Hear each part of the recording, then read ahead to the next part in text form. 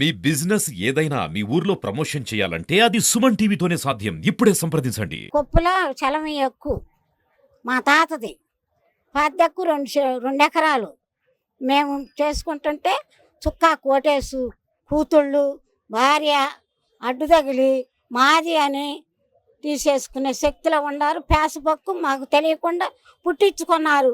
దాని మీద లోన్లు తెచ్చుకుంటున్నారు. మేము పేసపక్కు పుట్టించుకున్నాం, మీరేం చేసుకుంటారో చేసుకోండి. హక్కు మాది. మా తాతకి మా నాన్న ఒక్కడే పేతురు కొడుకు రత్తయ్య. ఆయన 90 సెంట్లు ఆయనకు పెట్టింది మా అమ్మ, అమ్ముకున్నాడు. మిగిలిన 68 సెంట్లు నాకు కట్నం కింద పెట్టింది. నా పేరు కోపూరు అక్కమ్మ మోతాడక. నాకు మా ఎక్కువ మాకు కావాలి, అడ్డు లేకుండా ఉండాలి. అది అది మా పొలం మాకు కావాలా. మా తాత ఎక్కువ అది కొప్పుల సెలవయ్య ఎక్కువ. కొప్పుల సెలవయ్యకి పేతురు ఒక్కడే కొడుక్కి ఒక కొడుకు రత్తయ్య. పాద్దెక్కు 2 ఎకరాలు అయితే 90 సెంట్లు మా అమ్మ కొడుకు పెట్టింది. అది అమ్ముకున్నాడు. మిగిలిన 68 సెంట్లు నాకు పెట్టింది కట్నం కింద. దానికి అడ్డు తగులుతున్నారు. మా దొంగ పేసబుక్ పుట్టించుకొని మాది మా కాడ పేసబుక్కుంది, మీరేం చేసుకుంటారో చేసుకోండి. మేము అసలు అమ్మారు. మేము అమ్మితే మా సంతకాలు ఉంటాయిగా. అమ్మారు మేము 2018లో తెలిసింది. ఏం చేస్తున్నారంటే ఎవరు లేరుగా, నేను ఒక్కదాన్ని కూతురు మనవన్న తీసుకొచ్చుకున్నా ఇక్కడికి. మరి నా వల్ల కాదుగా ఇవాళ రావాలంటే. ఇదే ఫస్ట్ ఇచ్చాం చేస్తాను. నా పేరు రమాదేవి సార్. మాది స్థలం కబ్జా జరిగింది సార్. గత ప్రభుత్వంలో ఆర్కే గారు మాకు ఎమ్మెల్యే గారు ఉన్నారండి. ఆయన అరుచున్నారని చెప్పేసేసి అని పావులపాటి శివారెడ్డి అనే అతను ఇప్పుడు మమ్మల్ని చంపుతాను, సంతకాలు పెట్టబోతానని చెప్పేసేసి అని బెదిరిస్తున్నాడండి. మాకు ప్రాణహాని ఉంది సార్. మేము 3 సంవత్సరాల క్రితం వెళ్ళిపోయామండి. గొడవలు, ఈ తగాదాలు, కోర్టు మమ్మల్ని వాయిదా తిప్పుతున్నారు. వాళ్ళు మా మీద పెట్టిన ఫోర్జరీ కేసులు పెట్టారండి, ఫేక్ కేసులు. వాటికి వాయిదాలు కూడా మేము అత్తగారి హెల్త్ బాగోపోయినా సరే నెల విజయవాడ నుంచి వచ్చి ఆమె తీసుకుని కోర్టుకు హాజరయ్యి నెల మేము హాజరవుతూనే ఉన్నాం సార్. ఇప్పుడు ఏంటంటే ఆ స్థలం కబ్జా చేసిన స్థలాన్ని సంతకాలు పెట్టమని చెప్పేసేసి అని మళ్ళీ మొన్న రీసెంట్గా కొట్టారండి. అది మాకు న్యాయం జరగాలని అప్పుడు ఉన్న ప్రభుత్వం ఉండగా స్టేషన్కి వెళ్ళామండి.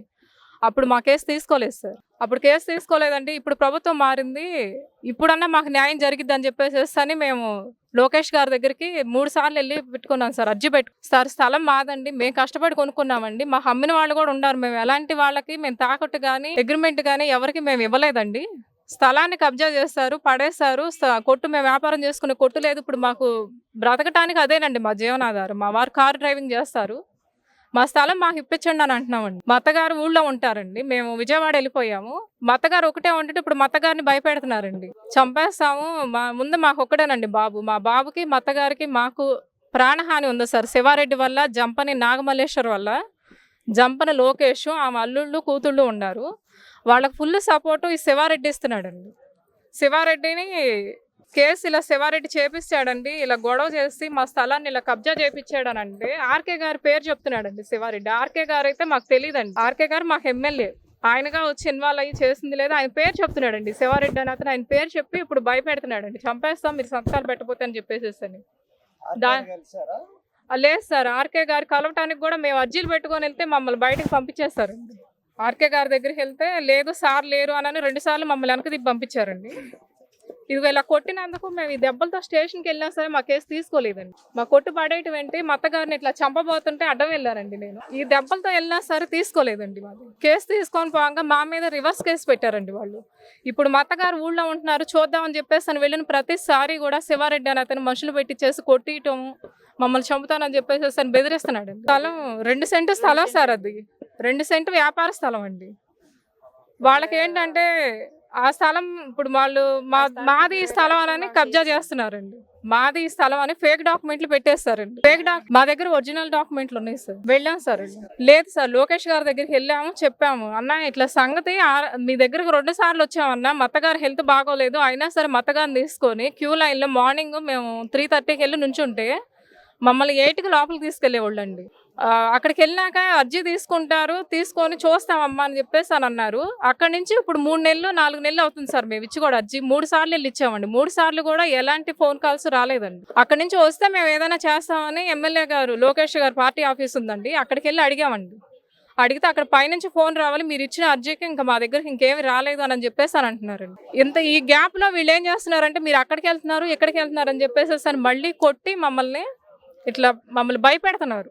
మీరు ఎక్కడికి వెళ్ళినా సరే ముందర సంతకాలు పెట్టేది అంటున్నారండి. శివారెడ్డాను ఈ నాగమల్లేశ్వరి మీరు ఎంత దూరం వెళ్ళినా సంతకం పెట్టాల్సిందే అంటున్నారండి. మేము పెట్టమండి, మాకు స్థలం కావాలండి. అది మేము కష్టపడి కొనుక్కున్నామండి.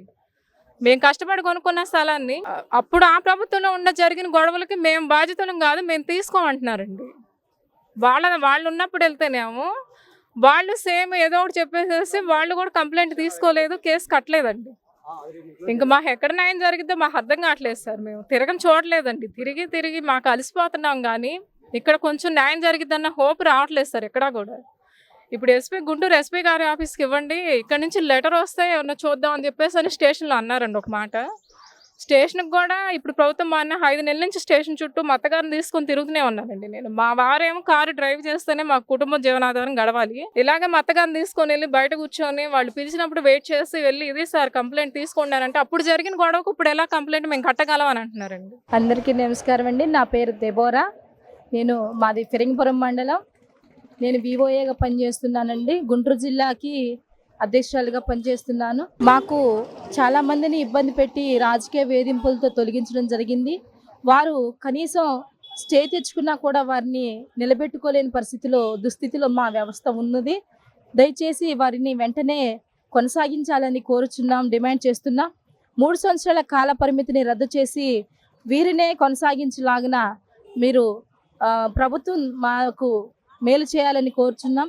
అలాగనే మీరిచ్చే ప్రతి సర్వేలు మేము చేస్తున్నాం. ప్రతి సర్వేలు చేసినా కూడా ఈ రోజు కూడా 7 నెలల నుంచి జీతాలు రాకపోతున్నా ఎంతోమంది అనారోగ్య పాలవుతున్నారు. వారికి అమౌంట్లు కూడా లేక జీతాలు రాక చాలా అవస్థలు పడుతున్నారు. దయచేసి మీరు మా పై అధికారులకి మీరు ఒక్క రోజు జీతం ఆపి చూస్తే తెలుస్తుంది ఆ బాధ ఏంటో. కానీ మా బాధని ఎవరు పట్టించుకోవట్లేదు. దయచేసి ఈ ప్రభుత్వం కోసం మేము ఎన్నో పాటలు పడ్డాం. ఈ ప్రభుత్వం వస్తే మా బాధలు పట్టించుకుంటారు, ఈ ప్రభుత్వం వస్తే మా బాధలన్నీ పోతాయని మేము మూకమ్మడిగా మాట్లాడుకొని మేము సీఎంగా చంద్రబాబు నాయుడు గారిని గెలిపించుకోవడం జరిగింది. అయినా కూడా ఈరోజు మమ్మల్ని పట్టించుకోలేదు. మేమంటే చిన్న చూపు అయిపోయింది. మమ్మల్ని ఎవరు పట్టించుకోవట్లేదు. దయచేసి మమ్మల్ని అర్థం చేసుకోండి. మీరు ఇస్తున్న ప్రతి సంక్షేమ పథకం ఇంటింటికి చేరాలంటే వివోఏలు కావాలి. వివోఏలు ఉంటే ప్రతి సమస్యనే ప్రతి సంక్షేమ పథకాన్ని గ్రూప్ సభ్యులందరికీ చేరుస్తాం. ఈరోజు మహిళలందరూ కూడా గ్రూపుల్లో ఉన్నారు. మహిళలకు వచ్చే సంక్షేమ పథకాలన్నీ కూడా మా ద్వారానే రావాల్సి వస్తుంది. కాబట్టి మమ్మల్ని మీరు మనసులో పెట్టుకొని ఈ ప్రభుత్వం మమ్మల్ని సేద తీర్చి మమ్మల్ని కొనసాగిస్తారని కోరుచున్నాము. అలాగనే ఎంతోమంది రాజకీయ వేధింపులతో తీసేయబడ్డారు, తొలగించారు. వారిని కూడా వెంటనే కొనసాగించాలని ప్రభుత్వాన్ని కోరుకుంటూ దెబోరా, ఫిరంగిపురం.